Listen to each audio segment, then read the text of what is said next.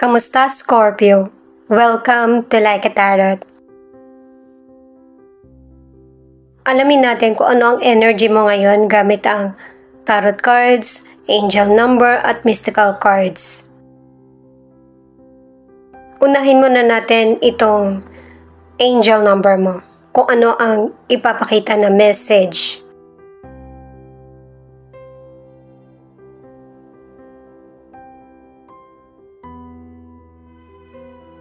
Two, two, two. You have no idea the size of blessing that is coming your way for being so consistent. It is literally your time to receive it. Ito na yung time na i-manifest mo na kung ano yung mga bagay or sitwasyon na naudlot.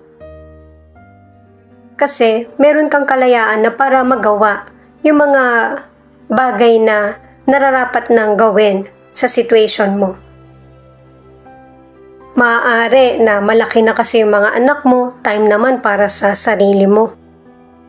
Or nagkaroon ng opportunity, offer na mula sa mga kakilala or kaibigan, or na-search mo online. Or merong traumatic na situation na kailangan mo nang malagpasan.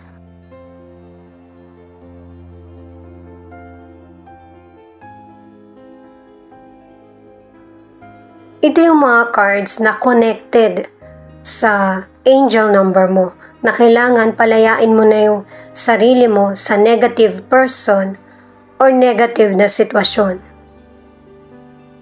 At pinapakita rin sa mga cards na walang nagkokontrol sa'yo, kundi ang takot mo lang or ang iniisip.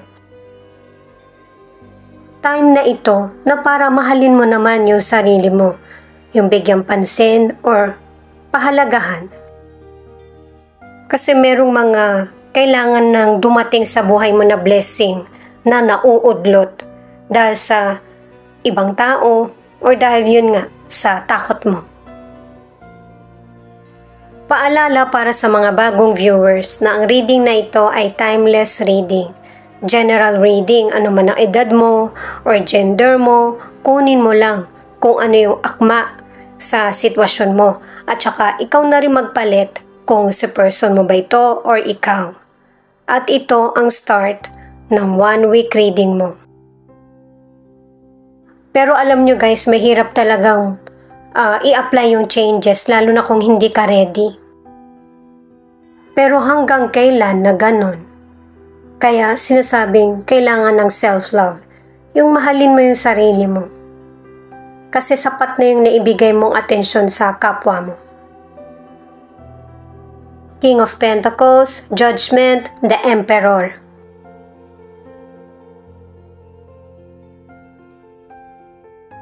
Pinapakita sa cards na ito na merong person na financially stable or siya yung maaasahan sa family, ano man ang gender niya.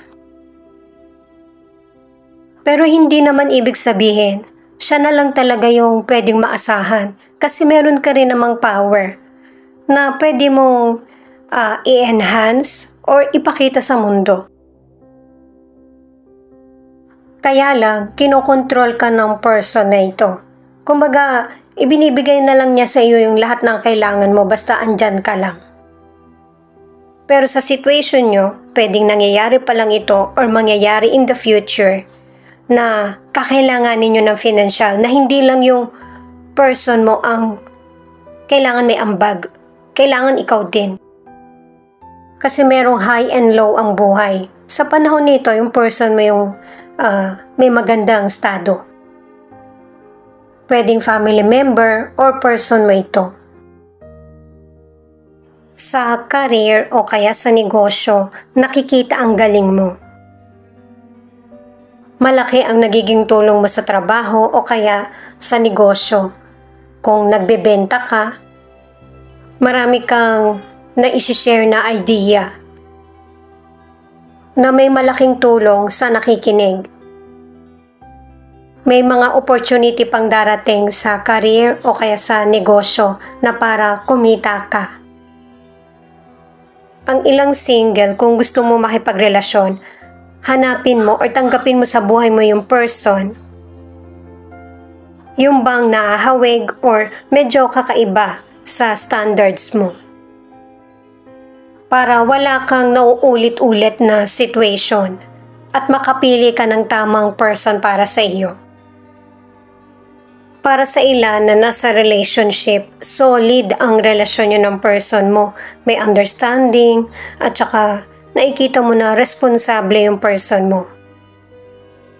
Kaya lang itong person mo, hindi siya yung person na yung open ba na ipakita na sweet siya sa iyo or nag-holding hands kayo nung mga kabataan nyo pa. Pero ngayon na meron na kayong family or nagmamature na kayo, wala na yun.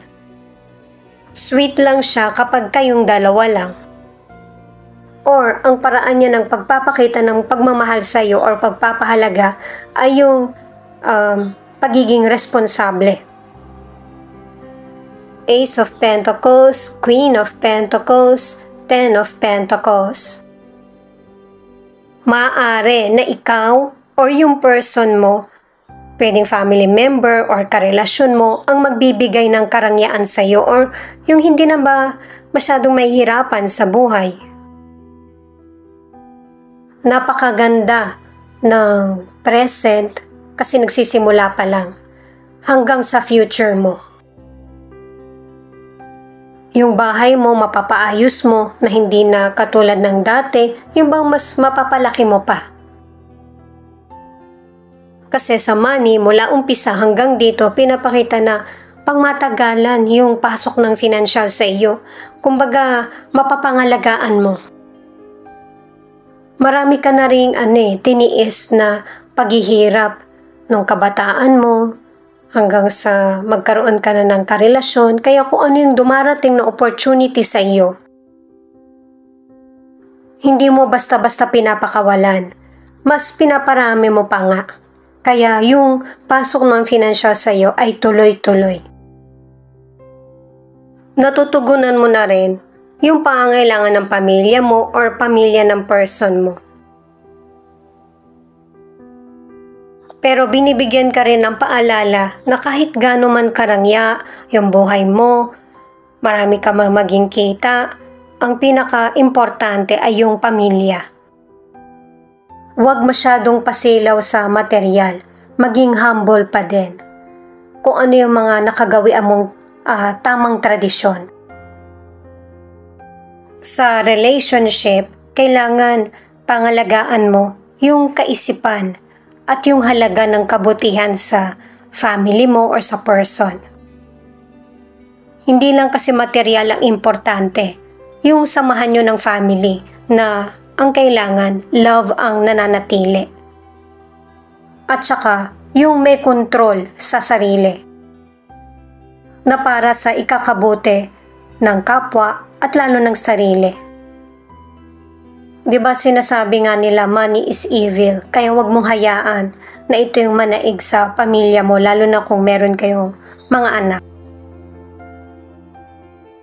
Ang ilang single, sa tagal mo ng kakilala, nakakausap, nakakasalamuha, yung potential person. Pwedeng ikaw ito o yung person na ngayon mo lang napansin na charming pala siya. O kaya yung nagugustuhan mo siya. Maaari na kaibigan mo siya or katrabaho o kapitbahay na magkakaroon kayo ng relasyon na pangmatagalan. Yung bang ang tagal mong tumingin sa malayo, nasa malapit lang pala yung makakatuluyan mo. The Fool, Seven of Wands, Ace of Swords. Itong mga cards na ito nagsasabi na welcome sa iyo kung ano man yung mga pagbabagong nagaganap or opportunities. Pero ready ka rin sa anumang maging negatibong resulta ng mga sinisimulan mo. Pinapakita rito yung tapang at saka yung pagiging wise mo. Na alam mo na yung situation kung hanggang saan dapat ipaglaban at ihinto. Tinutukoy nito ay sa career, sa negosyo man o kaya sa love. At saka pinapakita rin sa cards na yung willpower o yung control mo sa sarili ay solid. May mga brilliant ideas ka. At saka kahit anumang challenges ay yung bang mas lalo ka pang tumatatag. At napapalitan ng kasaganaan or success yung mga mahirap na pagdadaanan mo. O kaya ay ang pinagdaraanan.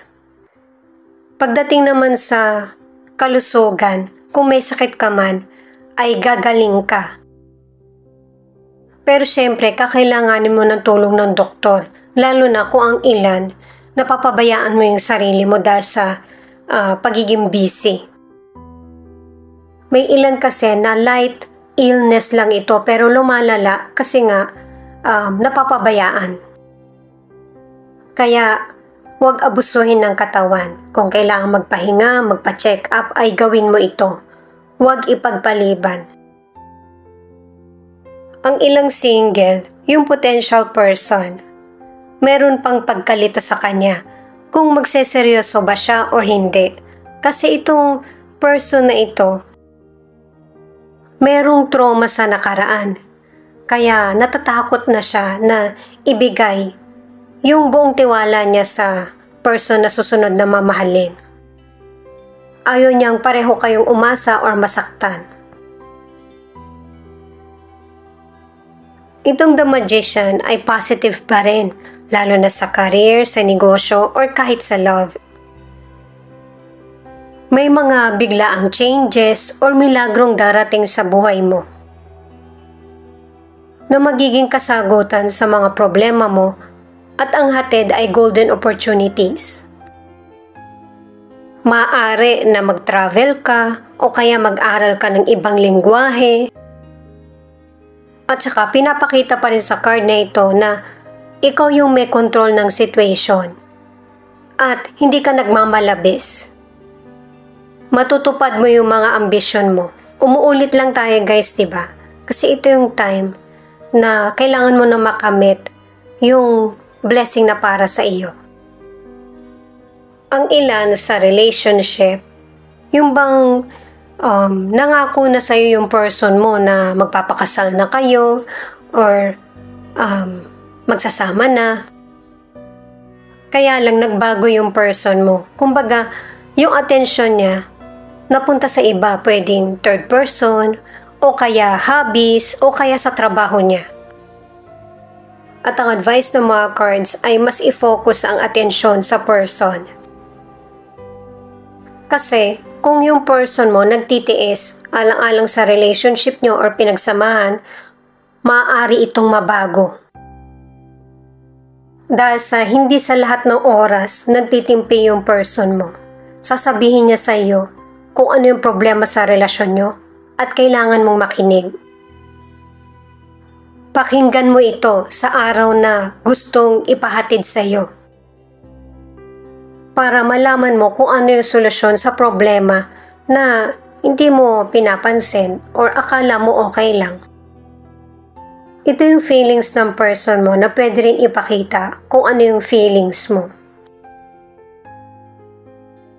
Meron talagang person na hindi tutuparin yung pangako sa iyo or pwedeng ikaw ito na hindi tumupad sa pangako. Pinakita na rin ito sa mga tarot cards. Sabihin na agad kung hindi mapapanindigan ang ipinangako. Kasi nga, maraming aasa or mapapaniwala na ang ipinapakita ng isa sa inyo ng person mo na okay lang siya, wala kayong problema. Pero ang totoo, hindi ipinapakita ng person na ito yung totoong feelings niya. Maraming pwedeng tumulong sa kanya at saka makakaunawa.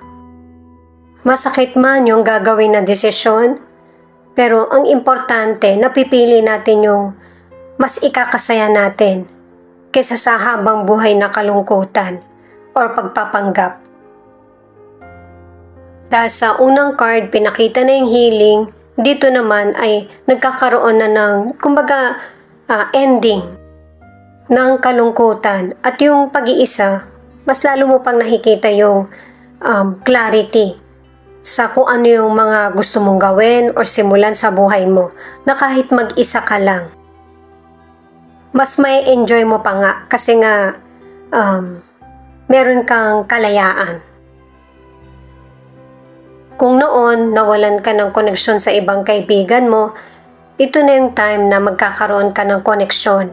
Hingi ka ng advice or yung bang mag-spend ng time sa mga taong naging importante rin or parte ng buhay mo. May ilang Scorpio na babaguhin mo na kung ano yung mga dati mong naging routine para sa healing or closure na gusto mong maganap sa buhay mo. Kasi ang pinapairal mo na dito, pinakita na sa mystical cards, ay self-love. Pagputol na ito ng koneksyon sa nakaraan. Ang ilan sa inyo, kasama na ito sa pagbabago mo, sa changes. Maaari na ang ilan sa inyo gusto mo nang baguhin yung buhay mo, nakasama mo yung person mo, o kaya ay yung ikaw lang na mag-isa. Na ayaw mong may maalala sa dati nyong naging koneksyon. Paghiwalay mo ito sa situation na para magtuloy-tuloy ang healing mo. Ito naman yung ilan sa 12 zodiac sign na nangunguna sa reading na ito. Thank you nga pala at saka ingat kayo palagi. Pakiclick na rin ang notification bell para updated ka sa Laika Tarot readings.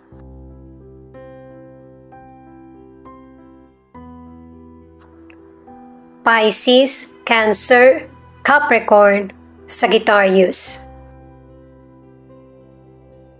Ito naman yung ilan sa letra na posibleng andito yung letra ng pangalan ng person mo or letra ng pangalan mo.